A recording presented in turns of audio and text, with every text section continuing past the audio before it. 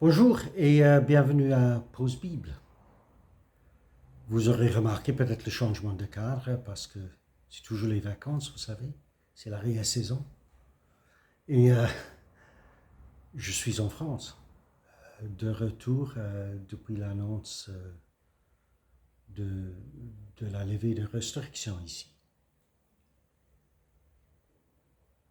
Donc on est en Genèse toujours dans notre Pause Bible, dans 15 minutes dans la semaine. Et on est dans le livre de la Genèse, chapitre 32. On va lire la première partie, à partir du premier verset jusqu'au verset 12. C'est Jacob maintenant qui retourne vers sa famille, après avoir quitté Laban, son oncle, mais qui, après même 20 ans de séparation, craint toujours la réaction d'Ésaü, de ce qu'il, lui, Jacob, il avait enlevé son droit d'aînesse et la bénédiction de son père. Et est-ce qu'Ésaü, il lui en veut toujours? On verra dans notre lecture la mesure, l'évidence, la mesure que craint Ésaü, que Jacob, il craint Ésaü. Il a peur d'Ésaü. Donc, je lis de ma Bible seconde, comme d'hab, on y va. Jacob poursuivit son chemin, et les anges de Dieu le rencontraient. En les voyant, Jacob dit, c'est le camp de Dieu. Et il donna à celui le nom de Mahanaïm. Jacob envoya devant lui des messagers à Ésaü son frère, au pays de Séhir, dans le territoire d'Édom. Il leur donna cet ordre, voici ce que vous direz à mon Seigneur. Ésaü, ainsi part ton serviteur Jacob, j'ai séjourné chez Laban, et j'y suis resté jusqu'à présent. J'ai des bœufs, des ânes, des brebis, des serviteurs, des servantes, et j'envoie l'annoncer à mon Seigneur pour trouver grâce à tes yeux. Les messagers revinrent auprès de Jacob, en disant, nous sommes allés vers ton frère Ésaü. Ils marchent à ta rencontre avec 400 hommes. Jacob fut très effrayé et saisi d'angoisse. Il partagea en deux camps les gens qui étaient avec lui, les brebis, les bœufs, les chameaux. Il dit, si Ésaü vient contre l'un des camps et le bat, le camp qui restera pourra se sauver.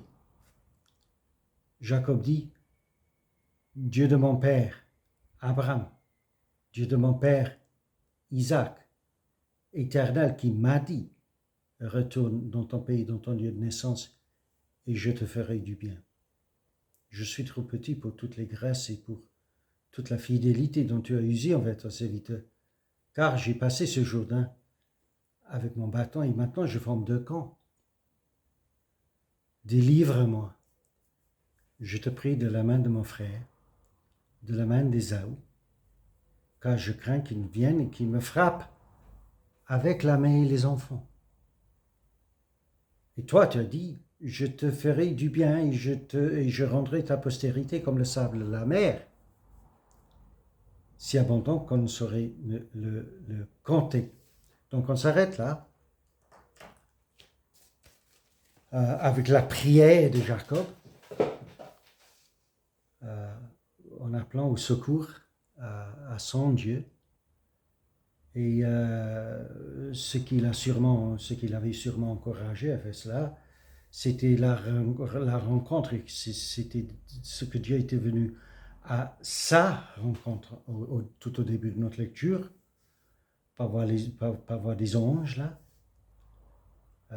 Nous avons vu, n'est-ce pas, que quand Jacob a dû fuir son frère Ésaü pour aller vers son oncle Laban, en chemin, Dieu l'avait rencontré à Bethel, et cette fois-ci, Dieu le rencontre, et c'est Dieu qui vient à sa rencontre.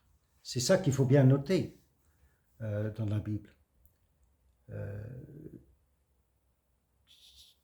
Qu'est-ce qu'il fait, lui, Dieu? nous avons trop tendance à considérer ce que nous devons, ce que nous pouvons faire. Mais d'après la Bible, Jacob il parle ici de la grâce de Dieu.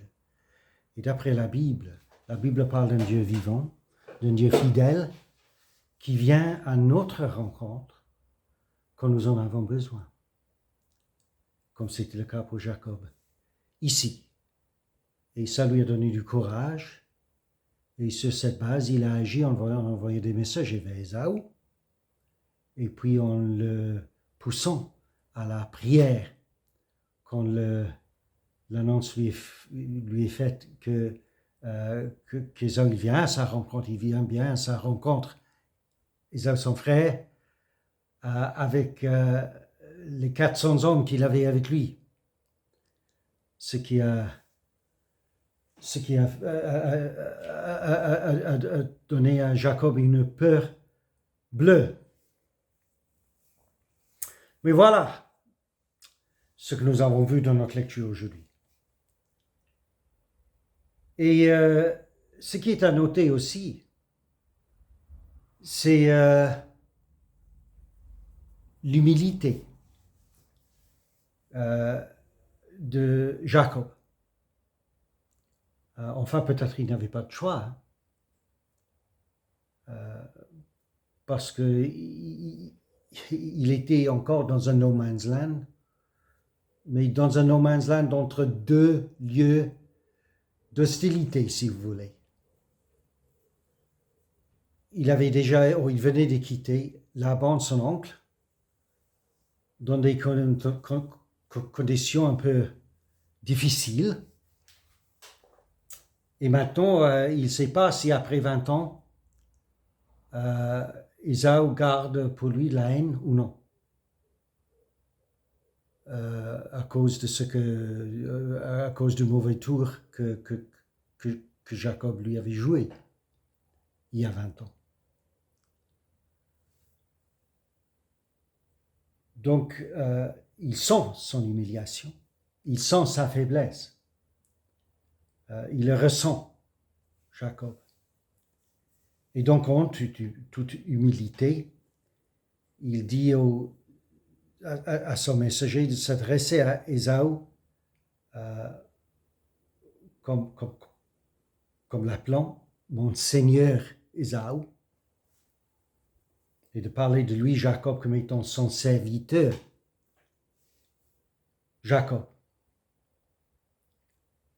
Parce que pour tous les avantages qu'il avait en tant qu'appelé, en tant qu'élu, en tant que la race, la lignée royale, celui que Dieu avait choisi, le Dieu d'Abraham, d'Isaac et de Jacob.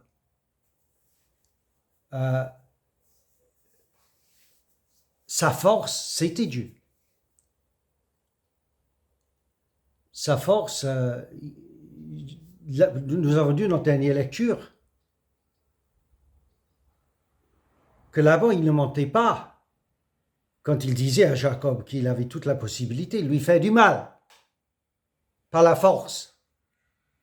Parce que la force, la majorité, était avec Laban.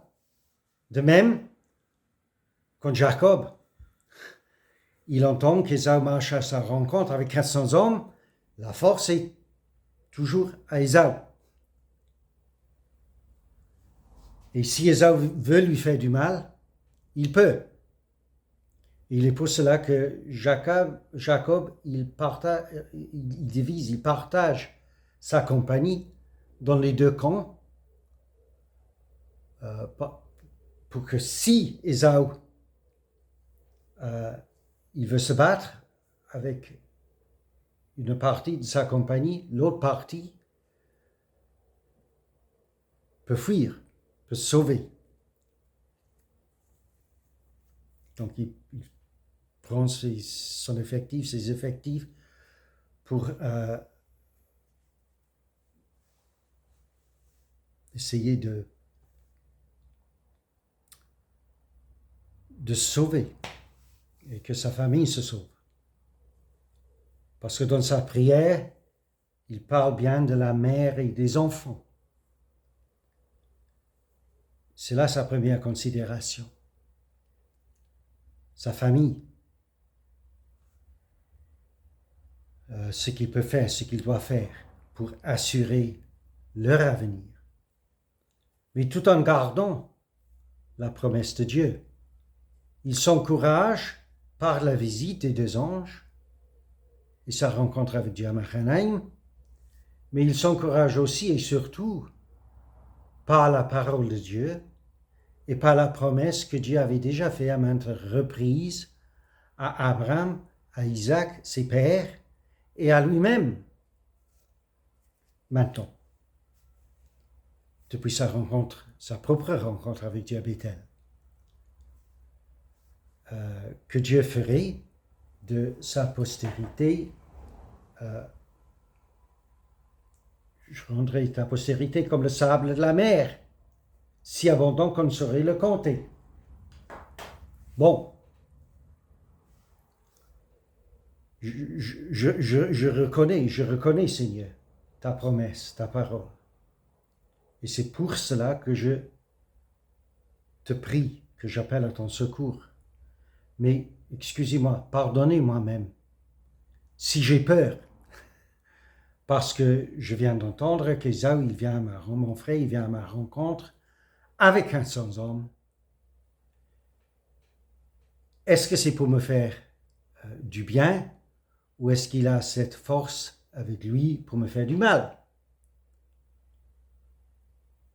Je ne sais pas au juste, mais il est parce que je reconnais ton intervention dans ma vie que je m'accroche à toi et j'appelle mon Dieu à ton secours. Voilà la situation de Jacob. Parce que, il y a un petit verset dans la Bible,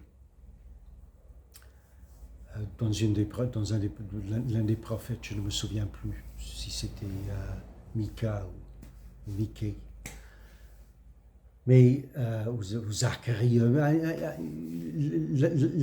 des prophètes pas aussi bien connu que certains. Mais Dieu, il dit à son peuple, ça ne sera ni par la force, ni par la puissance que vous allez gagner, que vous réussirez. Ni par la force, ni par la puissance. Tous ces effectifs d'hommes, ça vous sert à rien, en fin de compte.